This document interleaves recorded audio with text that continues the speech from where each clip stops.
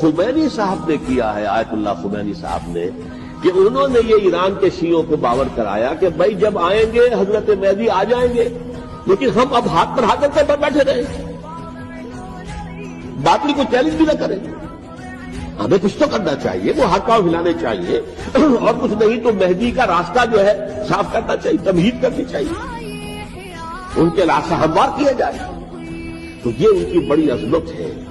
آیت اللہ خمینی صاحب کی، کہ اہل تشیع ایران کے جو ہے ان سے انہوں نے یہ بات منوا لی کہ ہم بالکل انرٹ نہیں بیٹھے رہیں گے، بلکہ اپنے نائب عوام کو ایسا کھڑا کیا ہے کہ 20,000 سے لے کر 30,000 کے درمیان انسانوں نے جانے دی، عورتوں کے جلوس نکلے، شیرخوار بچہ گود میں ہے عورت کے، اور گولی کھا رہی ہے، مر رہی ہے، گر رہی ہے۔ اب تو کی زندگی کتنی عزیز ہوتی ہے، اور شیرخوار بچے کے لیے ماں کی جو زندگی ہے، اس ماں کو اپنی زندگی کتنی عزیز پر ہوگی کہ اپنے لیے نہیں تو اس بچے کے لیے مجھے جینا ہے، کہ نہیں گولیاں کھائیں گے گزری۔ یہ جذبہ انہیں میں ہے۔ واقعہ یہ ہے کہ اہل سنت کے اندر یہ جذبہ نہ ہونے کے برابر ہے، یہ میں واضح ثابت ہے۔ پورے عالم اسلام میں صرف شیعہ ایران ایسا نکلا ہے کہ جس نے بادشاہ کا خاتمہ کیا، باقی سعودی عرب میں بادشاہ بیٹھی ہوئی ہے، لگ کر بیٹھی ہوئی ہے،